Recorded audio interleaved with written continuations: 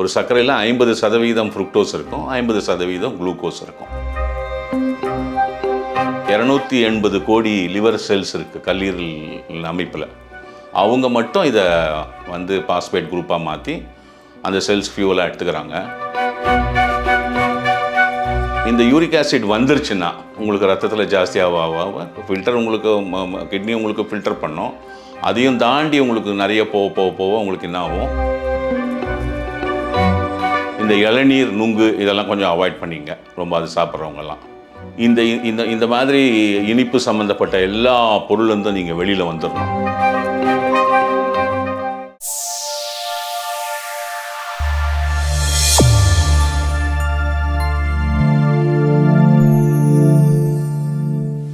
அனைவருக்கும் வணக்கம்.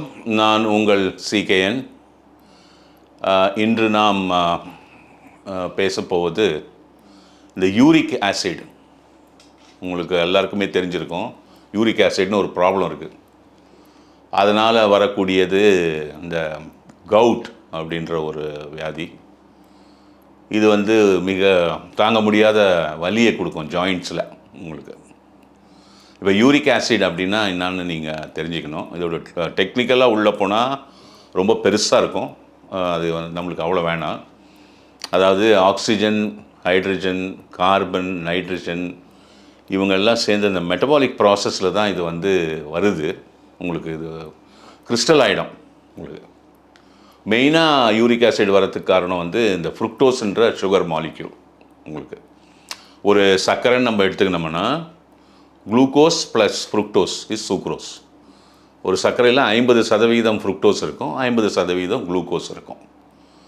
இந்த ஃப்ருக்டோஸ் வந்து நம்ம உடம்பில் வந்து அது நம்ம உயிரணுக்கள் வந்து இனம் காண முடியல, நம்மளோட ஃபியூவல்னு அதுக்கு தெரியல. ஒரு 280 கோடி லிவர் செல்ஸ் இருக்குது கல்லீரல் அமைப்பில். அவங்க மட்டும் இதை வந்து பாஸ்பேட் குரூப்பாக மாற்றி அந்த செல்ஸ் ஃபியூவலாக எடுத்துக்கிறாங்க. மற்ற எந்த உடலில் இருக்கிற செல்லும் இதை வந்து எடுத்துக்கிறது இல்லை. அதனால் நம்ம உட்கொள்ளும் உணவில் வரக்கூடிய ஃப்ருக்டோஸில் இந்த சர்க்கரை சம்மந்தப்பட்ட பொருட்கள் இதிலெல்லாம் 21லேருந்து 50% இல்லை 55% அளவுக்கு அந்த 280 கோடி செல் பயன்படுத்திக்குது. அது பயன்படுத்த முடியாமல் அதுக்கு தேவையான அளவுக்கு எடுத்த பிறகு அதுக்கு தேவையில்லை, அப்போது அதுங்க வெளியில் போயிடும் பிளட்டில். மற்ற உயிரணுக்கள் உடம்பில் இருக்கிற மற்ற ஹியூமன் செல்ஸ் எல்லாம் வந்து இந்த ஃப்ருக்டோஸை வந்து குளுக்கோஸ் மாதிரி இனம் காண முடியல. அதனால் இது வந்து பலவிதமான மெட்டபாலிக் ப்ராசஸில் வேதிப்பொருளாக மாறுது. உங்களுக்கு 40% ஆஃப் குளுக்கோஸ் வந்து ஃபேட்டாக கன்வெர்ட் ஆகும். அந்த மாதிரியெல்லாம் நீங்கள் இதெல்லாம் போய் நெட்டில் என்னெல்லாம் ஆகுது ஃப்ருக்டோஸுன்றதை போய் படிக்கலாம். இந்த ஃப்ருக்டோஸ் தான் முக்கியமான ஒரு பொருள் இந்த யூரிக் ஆசிட் உருவாகிறதுக்கு. இது என்ன ஆகும் அப்படின்னீங்கன்னா, இந்த யூரிக் ஆசிட்ன்றது ஒரு காம்பனண்ட். அது நீங்கள் ஆசிட்னா உடனே திரவம் அந்த மாதிரிலாம் எடுத்துக்காதீங்க, ஒரு காம்பனண்ட்.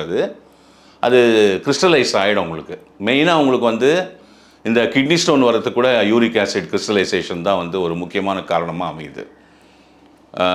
இந்த யூரிக் ஆசிட் வந்துருச்சுன்னா ஜாஸ்தி ஆக உங்களுக்கு ரத்தத்தில் ஜாஸ்தி ஆக ஃபில்டர் உங்களுக்கு கிட்னி உங்களுக்கு ஃபில்டர் பண்ணோம்.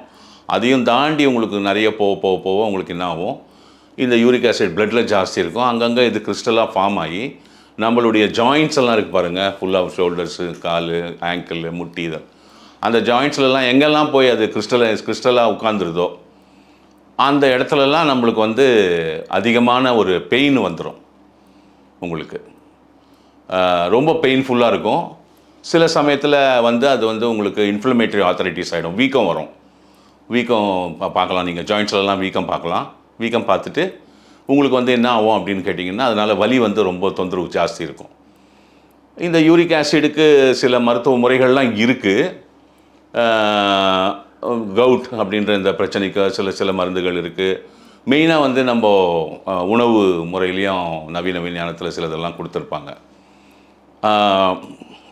நீங்கள் முக்கியமாக தெரிஞ்சிக்க வேண்டியது என்ன அப்படின்னா, இந்த யூரிக் ஆசிட் ப்ராப்ளம் உங்களுக்கு வந்துருச்சுன்னு தெரிஞ்சிருச்சுன்னா நீங்கள் பண்ண வேண்டியது ஒன்று தான். ஒரு 3 மாதத்துக்கு இந்த சர்க்கரை சம்மந்தப்பட்ட பொருட்கள், வெல்லம் சம்மந்தப்பட்ட பொருட்கள், பனவெல்லம், இது மாதிரி இனிப்பு பொருட்கள் எல்லாத்தையும் விட்டு வெளியே போயிடுங்க. கொஞ்ச நாளைக்கு தானே, 3 மாதம் 90 நாள் தானே, வெளியே போயிடுங்க, எதுவுமே தொடாதீங்க. அடுத்தது உங்களுக்கு இந்த இது இருக்குது பாருங்கள், பழங்கள் எல்லாமே உங்களுக்கு வந்து ஃப்ருக்டோஸ் லோடு ஜாஸ்தி இருக்கும். அதனால் அதை விட்டு வெளியே போயிடுங்க, தொடாதீங்க. ஒரு 90 நாளைக்கு தொடாதீங்க, சுத்தமாக தொடாதீங்க, தொட வேண்டாம். அது ஒன்றும் 90 நாள்ன்றது பெரிய காலகட்டம் ஒன்றும் கிடையாது, சிறிய காலகட்டம், கண்ணு திறக்கிறதுக்குள்ளே போயிடும். அடுத்தது இந்த இளநீர், நுங்கு இதெல்லாம் கொஞ்சம் அவாய்ட் பண்ணிங்க, ரொம்ப அது சாப்பிட்றவங்கெல்லாம். இளநீர் த்ரூ அவுட் த இயர் நமக்கு கிடைக்குது, நுங்கும் நம்மளுக்கு சீசனில் தான் கிடைக்கும், அதனால் அதை விட்டு வெளியே வந்துடுங்க. இந்த இந்த இந்த மாதிரி இனிப்பு சம்மந்தப்பட்ட எல்லா பொருள்லேருந்தும் நீங்கள் வெளியில் வந்துடணும். வந்துட்டு இந்த மாமிச உணவு இருக்குது பாருங்கள், அதை கொஞ்சம் நல்லாவே குறைச்சிங்க. எஸ்பெஷலி முட்டை, சிக்கன், மட்டன் இதெல்லாம் நல்லாவே குறைச்சிங்க, ரொம்ப கம்மியாக. ஏன்னா அதுலேயும் வந்து நம்மளுக்கு யூரிக் ஆசிட் ஜாஸ்தி இருக்கும். அதை விட்டு கொஞ்சம் வெளியில் அந்த 90 நாள் இருந்தீங்கன்னா மிக சிறப்பானது. இந்த மாதிரி உணவு முறையை நீங்கள் கட்டுக்குள்ளே எடுத்துன்னு வந்தீங்கன்னா 90 நாளைக்கு எடுத்துகிட்டு வாங்க. அதுக்கப்புறமா நம்மக்கிட்ட கொஞ்சம் நேனோ டெக்னாலஜி ஹெர்பல் ட்ராப்ஸ் எல்லாம் இருக்குது, சில மருந்துகள்லாம் இருக்குது. அதை நீங்கள் வந்து ஒரு 2 மாதம், ஒரு 45 டேஸ் கூட போதும், ப்ராக்டிஸ் பண்ணால் போதும். உங்களுக்கு வந்து முழுசும் நீங்கள் வந்து இந்த யூரிக் ஆசிட் ப்ராப்ளத்துலேருந்து வெளியில் வந்துட முடியும். இது வந்து ஒரு பெரிய வியாதிலாம் நீங்கள் பயப்பட வேண்டிய தேவையில்லை. பெரிய நோய் நம்மளுக்கு ஐயோ கை கால்லாம் வலி வந்துருச்சு, இந்த வயசு இப்போ ஒருத்தருக்கு ஒரு 32 வயசில் இந்த யூரிக் ஆசிட் ப்ராப்ளத்தினால உங்களுக்கு ஜாயின்ட் பெயின்லாம் வந்துச்சுன்னா ரொம்ப பயப்படுவார். பயப்படாதீங்க, எதுக்குமே எந்த ஒரு பிரச்சனை வந்தாலும் பயப்படக்கூடாது. பயம்ன்ற அந்த ஒரு ஃபேக்டரே இருக்கக்கூடாது. இது என்னன்னு போய் படிங்க, நெட்லலாம். நீங்கள் இப்போலாம் எல்லாருக்கும் நெட்டில் போய் படித்து நம்ம எல்லாமே தெரிஞ்சுக்கிறோம். படித்து தெரிஞ்சுங்க, ஆனால் ஐயோன்னு பயப்படாதீங்க. ஏன்னா எல்லாமே நம்மளால் சால்வ் பண்ண முடியும்.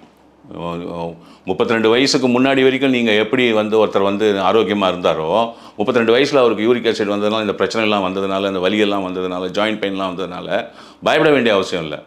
32 வயசுக்கு அப்புறம் இதை நீங்கள் வந்து சரி செய்து கொண்டு 32 வயசு காலம் நீங்கள் எப்படி நீங்கள் ஆரோக்கியமாக இருந்தீங்களோ அதே மாதிரி நம்மளால் ஆரோக்கியமாக இருக்க முடியும். நாங்கள் எங்களை அணுகினால் நாங்கள் நல்ல அட்வைஸ் எல்லாம் கொடுப்போம். சில நேனோ டெக்னாலஜி ட்ராப்ஸ் எல்லாம் இருக்குது, சில மருந்துகள்லாம் இருக்குது. அதெல்லாம் கொடுத்தா உள்ளே போய்ட்டு எல்லாத்தையும் நியூட்ரலைஸ் பண்ணிவிடும். இந்த உணவு முறையை நீங்கள் வந்து ஒரு 90 நாள் கடைபிடிச்சிங்கன்னா உங்களுக்கு இந்த யூரிக் ஆசிடை விட்டு வெளியில் வர முடியும். இதுதான் இந்த யூரிக் ஆசிட் ப்ராப்ளம். இதை பற்றி நீங்கள் வந்து கவலைப்பட வேண்டிய அவசியமே கிடையாது.